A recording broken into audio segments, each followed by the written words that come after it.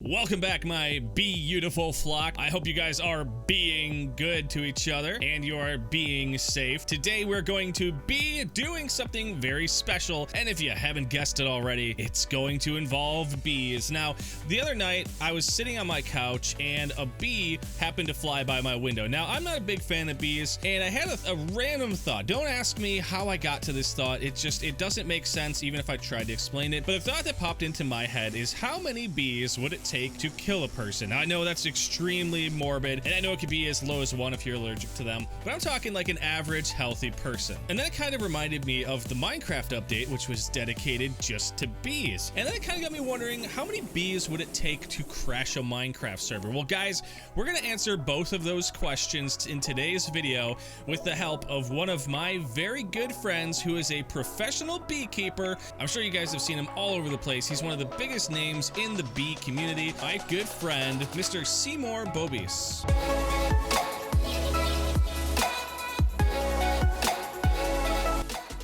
I'm sure a lot of you guys out there already know who Seymour is, but in case you haven't, you've probably just been living under a rock or something, which is totally cool because this is Minecraft and you can literally live wherever you want. In fact, one of my first homes was a dirt hut. But the reason I've asked Seymour to join us today is for one reason, and that is his enormous glasses, which allow him to see everything. These little peepers here magnify everything 1,000-fold, and they don't just cover his acne. You see, Seymour is an avid bird enthusiast, as well as all animals, but his glasses allow him to see things that no one else could see from distances that are only achievable by a small handheld telescope, yet he does it through his own eyes with the help of those massive glasses. Seymour also loves to go fishing. It's one of his favorite pastimes, but he doesn't actually fish. He simply wraps a worm around some string, throws it in the water, and when a fish bites, he puts another worm on there and never actually catches any fish. Even more importantly, he observes everything. Most people would think that this guy is crazy standing out in the rain, but in fact, he's watching the dust particles clump together, turn into rain droplets, and fall all the way down from the sky. So today we will be using his powers of observation to find the answers to the questions that we asked at the beginning of this video. And to make sure we don't forget it, he'll write it down in his handy little notebook, because it is in fact the one thing that his notebook doesn't have inside. Before we begin, I have to ask you guys a quick question. I want to see if you guys have ever seen this before.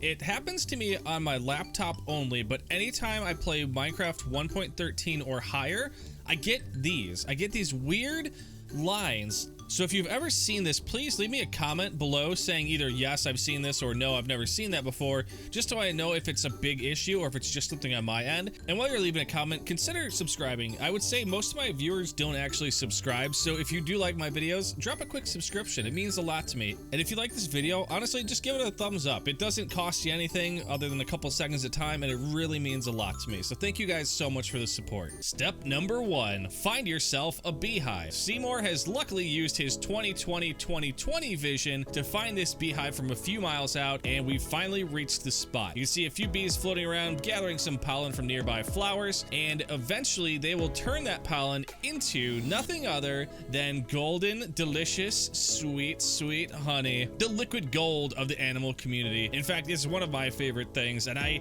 make my own alcohol out of it. It's called mead, M-E-A-D. If you want to look it up, go ahead and look it up. But we are going to begin the process of expanding our bee farm right now.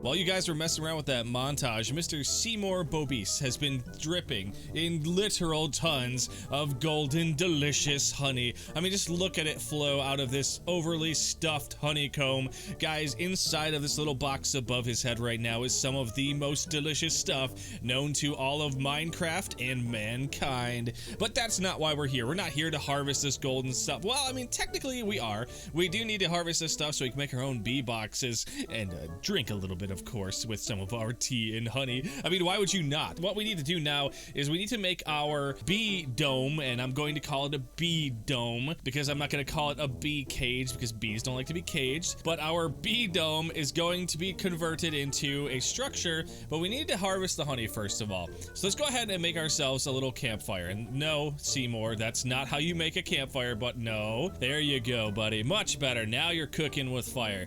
Now, contrary to popular belief, and this is actually something Seymour had to teach me, but the campfires will not harm the bees. Normally, if you put a campfire under a real honeycomb, it would just destroy the whole thing. It would melt the wax, fry the bees, but luckily this is Minecraft, so it doesn't harm anything.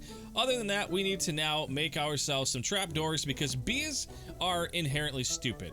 Now, Seymour will never call anything stupid if it is an insect. If it's a person, he will call you stupid to your face. But if you're a bug, an animal, anything like that, that's just how nature made you. And no, if you're a human, of course he's gonna make fun of you. Now that we've got our bee protection on here to make sure they don't swim into the fire, although I don't really think bees swim very well. I don't think bees and water mix at all. Speaking of things that don't mix very well, Seymour and rumors do not mix at all whatsoever. Some people say that all he does is chase the honeys, and I can tell you what, he does not get the honeys. He likes to see them, but that's about it. As you can see behind Mr. Seymour here, the dome is completed. All the bees will now be stuck inside this dome, harvesting these flowers, which you've actually gotten a lot more flowers because you know them bees love them flowers. More importantly, this gives us room to grow our numbers. We're gonna spend some of these flowers towards the bees to make them breed with each other and create lots of little baby bees, which is going to create us lots and lots of honey,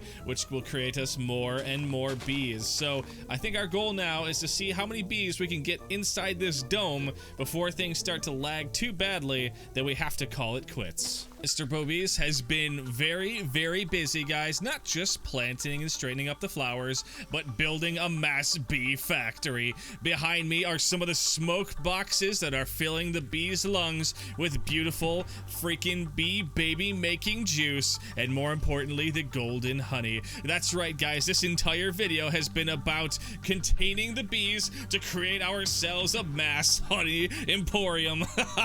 It had nothing to do with crashing this server, because I already knew that this server was impossible to crash. And you're probably like, what are you talking about? I know that if you spawn enough entities, you can crash the server. While things look like they're going well here, we have made one critical mistake, and that's that I forgot that this server has mob stacking. Yes, as you just watched it in front of your own eyes, this server is set up so that anytime large number of mobs get near each other, they stack together, which means that we do not have the ability to create enough bees in a small enough area to crash the server. So apparently our entire mission has failed.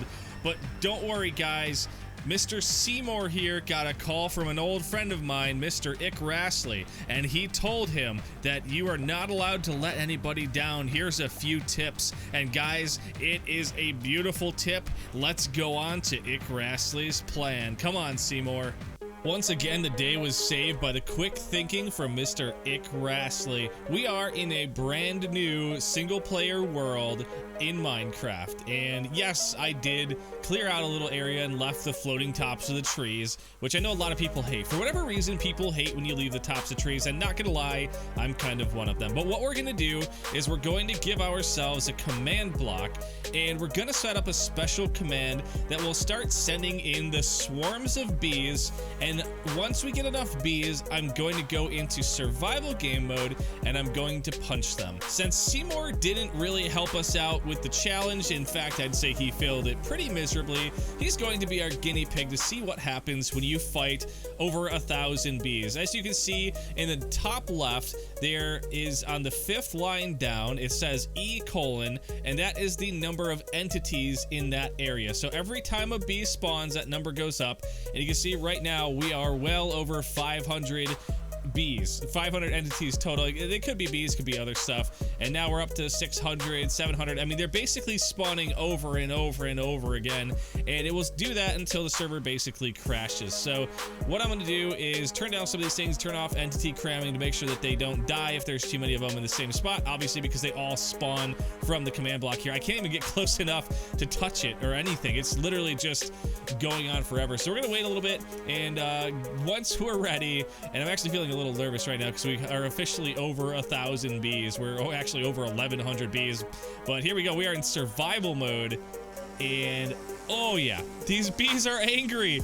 This is the freakiest thing I've ever seen. Look at their eyes. They all turn red, and they're taking turns trying to kill him. Dude, this is so weird. This is one of the weirdest things I've ever seen. Look at their eyes. They're so demented. It's like they were all friendly and cute, and now they're just stinging you over and over. Well, it looks like Seymour is going to be popped in 3, 2, 1. Goodbye. So guys, how many bees does it take to kill a person?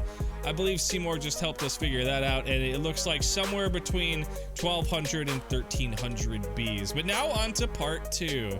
I'm actually having problems getting close to it because as soon as I get close at all, I just start lagging horribly bad. This is, I know it only says like 300, 400 on there, but if I get any closer, it just gets into the thousands, and I'm lagging so hard. But I need to stop that command block for a second so I can clone it. Look how few frames I'm getting right now. It says 1 FPS. It's lying when it says anything over 1 FPS. This is like the worst way you could ever try to play Minecraft. What you're looking at right now is a command block constantly spawning in as many bees as fast as it can in an attempt to crash the server. The server is lagging so bad that this video is literally sped up at 2,500%, and it still looks slow. Well, I let it run for over an hour, and the game never really crashed. It started getting into this cycle where it would stop responding for very long periods of time, it would update itself, and then it would kind of come back for literally 1 frame and go away again. The problem is multiplayer is not the same framework as single player. Single player is designed to run no matter what. Its goal is to stay up forever, whereas the multiplayer side of things is a little bit more susceptible to crashing. So apparently this is one problem that Seymour Boobies could not figure out on his own, and it looks like he needs to get back out there and see his way to another solution.